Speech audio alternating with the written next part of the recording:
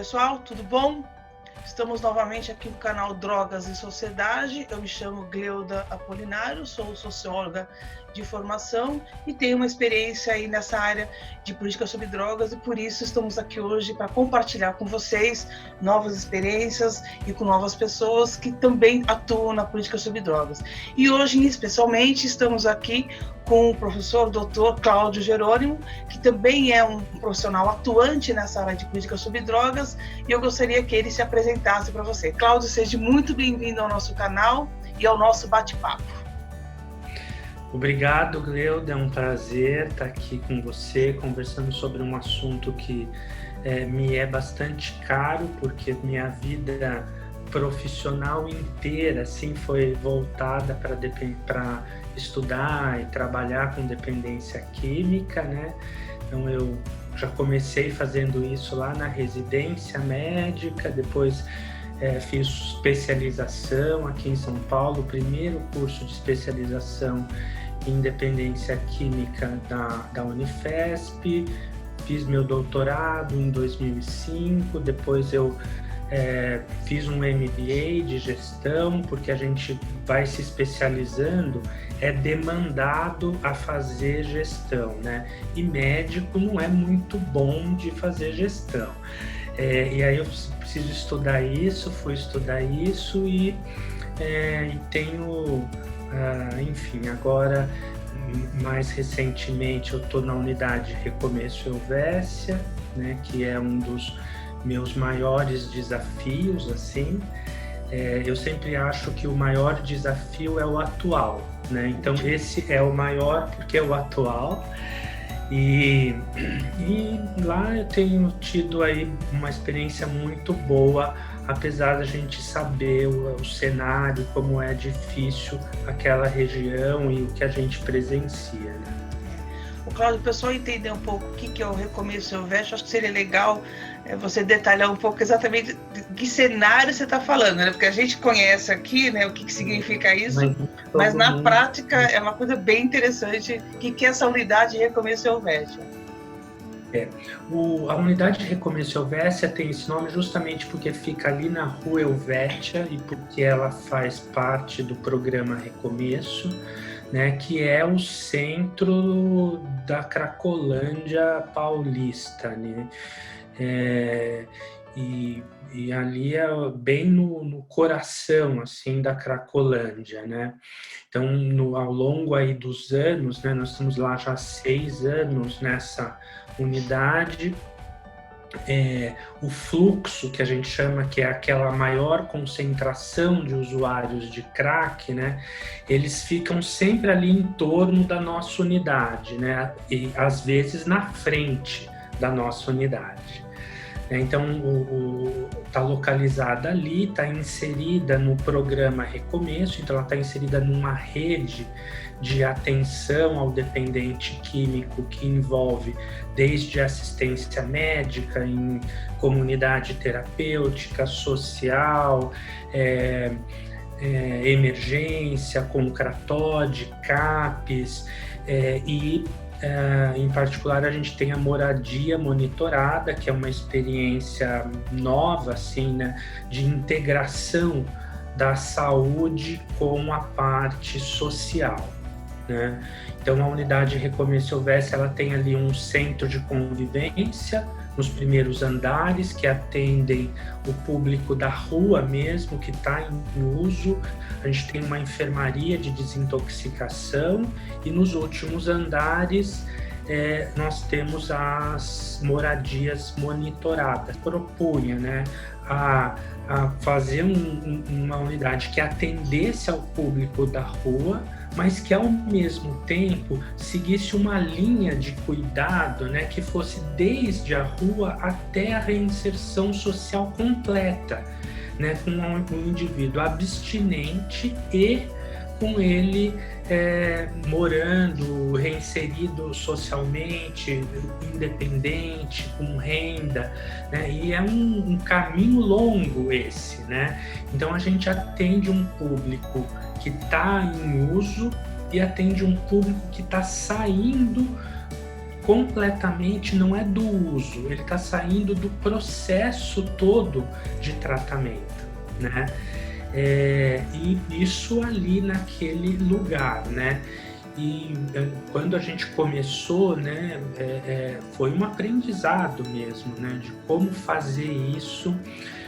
Mas esses dois conceitos, né, de processo de recuperação, né, que você tem que abordar o indivíduo, tratar, desintoxicar, manter ele abstinente e depois ele vai conseguir uma reinserção social, né, para adquirir independência, era tão importante quanto cuidar daquelas pessoas naquela região. Tá. Eu acho que eu costumo brincar que a moradia monitorada é a cereja do bolo, assim, né? Porque ela é a parte final, assim, eu tenho muito carinho por aquele serviço, né? Porque a gente sempre soube e acreditou em teoria, das evidências e etc., que você tratar da dependência química sem ampliar o cuidado em diversas áreas, né? Assim, não dá para se fazer cuidado médico, psicológico, setorizado, né? Porque na vida das pessoas as coisas acontecem tudo junto e misturado, né? As pessoas precisam parar de usar, se desintoxicar, mas precisam ao mesmo tempo adquirir independência, renda, autonomia, né? E a moradia monitorada, eu acho que ela esse serviço tudo junto, misturado, que eu falo, né? De que tem ali, ele já passou pela desintoxicação, eventualmente ele já ficou numa comunidade terapêutica, né? Então ele já tem uma experiência comunitária, mas aí num ambiente mais protegido, e ele vai para moradia monitorada, que é um ambiente aberto, que ele vai sair a qualquer momento, né? Ele vai ter autonomia, a gente estimula muito essa autonomia, e o que a gente faz? A gente monitora o tratamento dele, então ele tem lá o tratamento no CAPS, é muito importante, né? Isso, então ele mantém o tratamento, isso é monitorado, né? Porque se você não mantiver, né, é muito frágil, a gente sabe, né, que a recaída é muito frequente, né? Então ele fica muito frágil ali, né? Então você mantém esse tratamento, a gente monitora o uso de droga, não no sentido de policiar o indivíduo, mas no sentido mesmo de monitorar, né? Porque eu costumo dizer assim que a abstinência não é uma condição do tipo, você fique abstinente e em troca nós vamos te tratar se você usar não. Isso não faz sentido, porque esse é o problema dele, né? Então a abstinência, ela é uma meta que a gente não pode perder ela de vista nunca, né? É a melhor das metas, é a meta mais desejada, né? Porque ela é mais sustentável, porque torna o indivíduo mais autônomo e etc. Então, a gente monitora isso e, ao mesmo tempo, a gente vai trabalhando a reinserção social mesmo. Então, desde tirar o documento novo, de refazer a sua arcada dentária, para ir numa entrevista de emprego, treinar numa entrevista de emprego, fazer parceria com o POT, por exemplo, que é o programa de trabalho, né? Ou com outros programas que a gente tem parceria, e para que o indivíduo, em 6 meses a 1 ano, ele consiga se manter abstinente e independente. É uma proposta também de resgatar esses vínculos, né? Que às vezes estão rompidos, estão fragilizados, né? Isso. É isso também, né? A gente sempre, a reinserção social, né? A gente sempre procura fazer ela do ponto de vista mais amplo possível. Porque quando o indivíduo está usando ali, ele restringe, o repertório dele fica reduzido. socialmente, né? Então ele fica entre aqueles que usam, que estão usando, que estão ligados ao uso. Então ele se distancia da família e de todos os outros vínculos sociais, né? Então a gente vai resgatando isso na medida do possível. Por que eu digo na medida do possível? Porque a gente acompanha o que o indivíduo deseja, porque às vezes o próprio indivíduo diz assim, não, a minha família não dá para se aproximar, porque é desestruturada, disfuncional, né? Até às vezes um fator de risco para ele, assim, né? O indivíduo acha isso. A gente respeita, né? Mas a gente sempre se aproxima, porque às vezes mesmo essa ideia pode ser disfuncional, pode ser equivocada, porque ele está tantos anos no uso, né? Então, expor ele, a família, de novo, é sempre muito importante, né? Eu gostaria, assim, de destacar o programa da Justiça Restaurativa, né? Que eu acho muito importante, né? E eu acho que isso ajudou muito ali, né? E a gente acabou de inserir mais 3 ou 4 moradores daqui para frente vão estar participando das reuniões da Justiça Restaurativa, né? Então, eu acho que mostra para mim assim que a gente tem que fazer em parceria, né? A gente sabe, ninguém faz nada nesse mundo sozinho, né? E na recuperação do dependente químico também não é diferente. Vamos dizer assim, um conjunto, uma rede de cuidados, né? Cuidados, né? De solidariedade, de tratamento conectado. Porque eu costumo dizer assim, uma coisa é você oferecer, né? Você tem na rede médico, você tem desintoxicação, comunidade. Outra coisa é você conectar a rede.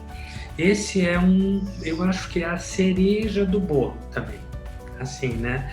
Porque essa é uma coisa difícil de fazer, porque e por que eu acho importante? Porque você comunica em que situação que está o paciente, ele pode ir, ele pode dar um passo atrás, né? Por exemplo, na moradia monitorada, 40% dos indivíduos não completaram o programa, né? Então, 60% aí completo, o que é um número muito bom. Muito baseado na literatura. Mas desses 40% que não completaram, 90% deles deram um passo atrás dentro do próprio programa, né? Recomeço ali dentro da própria rede nossa. Então, ele foi para a moradia monitorada, teve uma recaída e decidiu, por exemplo, voltar para a comunidade terapêutica, ficar mais um tempo na comunidade terapêutica. Como a gente sabe, comunidade terapêutica é de livre e espontânea vontade, ele que quis, a internação voluntária, né? E ele decidiu, a gente acompanhou, aconselhou, participou desse processo, mas a decisão é sempre do indivíduo. Então, ou ele volta para a enfermaria de desintoxicação, né? E depois ele volta, né? Então, se a gente for ver assim, né? 11% desses 40%, que dá por volta de 3% do total, a gente perde totalmente. Do tipo, recaiu, foi para a rua, a gente não conseguiu achar, né? Então, são números muito positivos, né? Mas isso mostra também que toda essa rede de cuidados, né, de uma certa forma, cada um, na sua individualidade, tem os seus caminhos, o seu tempo, o seu processo, né? Mas mostra que, de fato, ele dá vamos dizer, um suporte necessário para aquela pessoa, mesmo que ela não continue no estágio que ela está, o próprio processo dela recair já é um processo um pouco mais avançado, né? Porque ela já está tendo uma rede de proteção aí a ela quando tem essa situação, né? E no teu caso, né, Cláudio, aí por conta da unidade Alveja, é uma situação muito mais delicada ainda, né? Porque a gente está falando de usuários que já estão na questão do fluxo, né? Já tem uma questão de agravo ali por estar naquela condição. Então, quando ele entra nesse processo de proteção, para ele também é uma situação muito mais difícil, né? Acho que seria interessante você falar um pouco disso. A gente não está falando de qualquer dependente químico, a gente está falando de dependente químico em situações agudas, né? Se a gente for ver, né, assim, ali quem vai para a Cracolândia, né, o perfil daquele usuário ali da Cracolândia, né, pacientes muito graves com comorbidades psiquiátricas, né, com a situação social extremamente deteriorada, né, os vínculos familiares totalmente rompidos. Então a gente pensa assim, é um indivíduo adoecido, né, mentalmente, socialmente, né, economicamente, né, assim, excluído, né, assim, né, eu acho que ali é um indivíduo que foi, né, ali pelo uso e por diversas outras condições, se excluindo socialmente, né? Então são esses os indivíduos que vão para a moradia, né? Eles não têm às vezes documento, né? Eu acho que assim, né, a gente não tem muito como fugir desse trabalho artesanal, eu acho, na dependência química, né? É um trabalho caro, trabalhoso, mas eu não vejo outro caminho, né? Assim, a gente não tem muitos recursos tecnológicos e não tem. Nós trabalhamos no... É a relação humana mesmo, né, Cláudio? É a relação humana, né? E o que a gente percebe muito, né, nessa questão, principalmente da questão da dependência química, é que de fato a gente precisa ter profissionais, não precisa ser só a formação, né, mas ele tem que ter a sensibilidade, né, e a vocação de lidar com esse perfil de público, porque realmente o processo ele é longo, né? Cada história é uma história, né? Por mais que a gente tenha assim uma história comum, mas cada história é uma história, e os profissionais precisam saber exatamente qual é o time de cada um dos pacientes, né? Em que momento ele está, naquele time que ele precisa de fato, né, fazer esse, vamos dizer, enfrentando as suas etapas, né? Eu acho que isso, principalmente aí, né, na região da Cracolândia, acho que é importante a gente falar um pouco isso, porque senão as pessoas falam assim, não dá para resolver a Cracolândia, não dá para tirar todo mundo de lá. Nós estamos falando de indivíduos, como você colocou, né, que já vem com uma série de informações e de histórico de vida, que se você não pegar ali um por um para entender o que está acontecendo, você não consegue de fato, né? Então, acho que é um caminho esse, né? E dificilmente você vai conseguir com uma única ação assim, né? Eu acho que tem indivíduo ali que realmente está assim muito doente mentalmente, que tá, né? Se você fizer uma coisa muito em massa, não vai funcionar. Cláudio, eu queria que você falasse um pouco disso, né? Dessa sua percepção agora da Cracolândia, inclusive nesse período de pandemia, né? Essa sua sensação assim do que aconteceu, como é que você está vendo essa questão da reação deles nesse momento que nós estamos vivendo essa calamidade pública, né? Que é a pandemia da Covid-19. Eu queria que você falasse um pouco isso, se mudou o perfil, se aumentou, diminuiu, se eles têm essa percepção do que está acontecendo hoje no mundo. Fala um pouco para a gente sobre isso. Olha, você sabe que assim, eles estão informados da pandemia, né? Tanto que eles respeitam, assim, por exemplo, para entrar no Cratóide, para entrar no Helvécia, de pegar a máscara, de entrar e etc, né?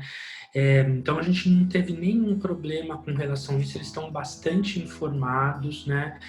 Agora, pela própria condição assim de uso, né, ali eles vivem numa aglomeração assim, né, então eles mesmos assim não se previnem tanto, né, então a gente acaba vendo situações assim muito preocupantes, como por exemplo dormindo no mesmo colchonete, um com o rosto virado para o outro, né, às vezes mais de uma pessoa naquela mesma situação, né.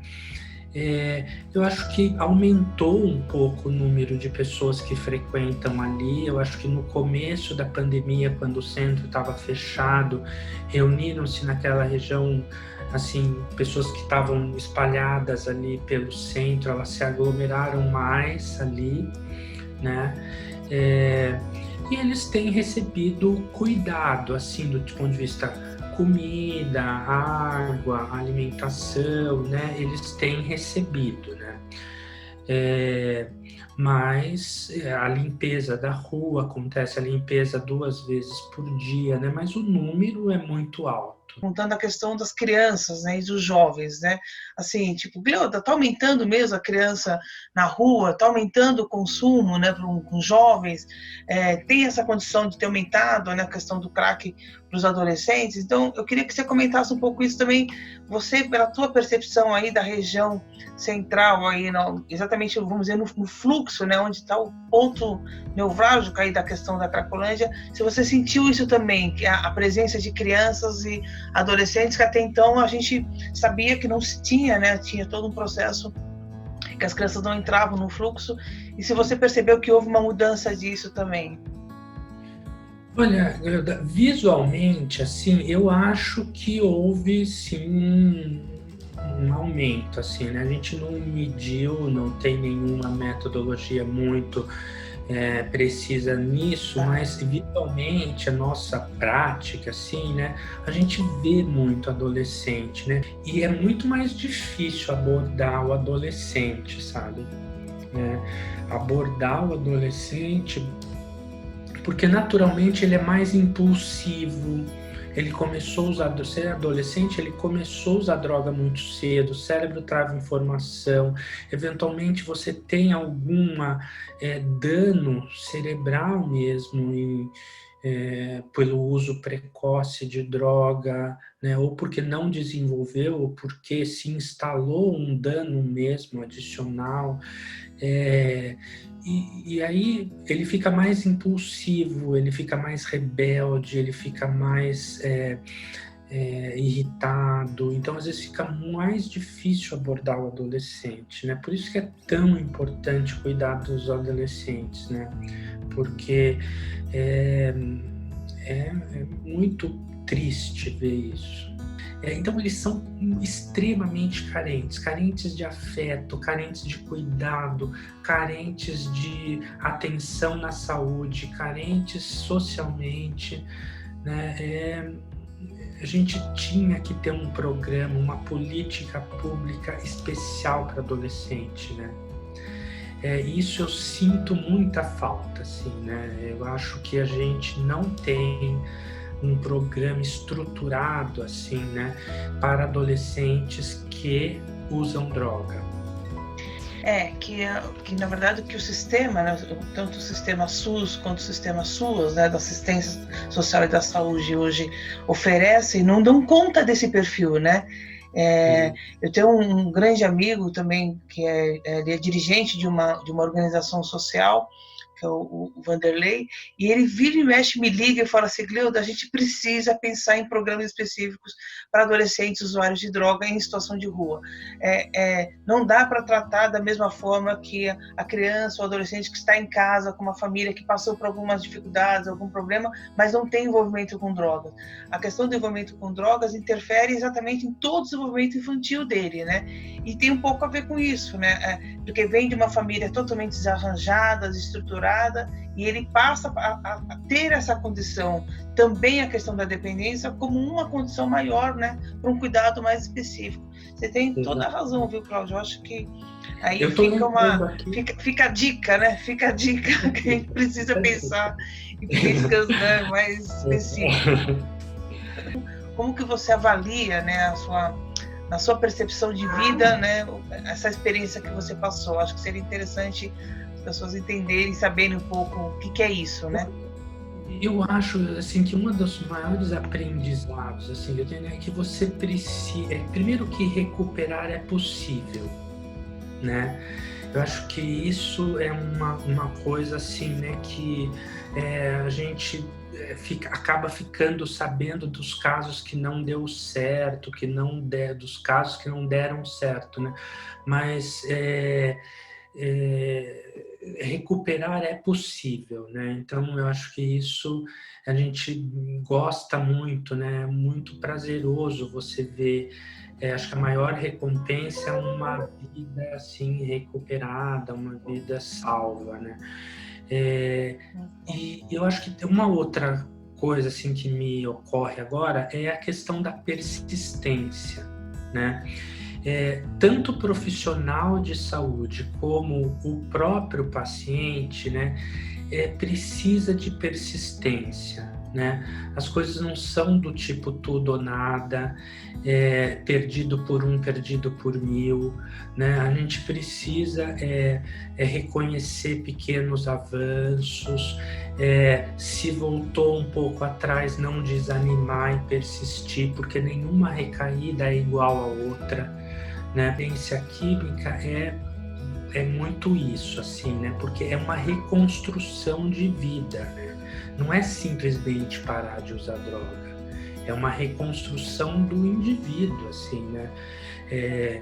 Do jeito de encarar o mundo, as coisas, as pessoas, a sociedade, né? Ele mesmo, da autoestima e tal. Então, eu acho que essa persistência, né? Eu acho que é uma coisa, uma lição de vida, assim, né, para mim.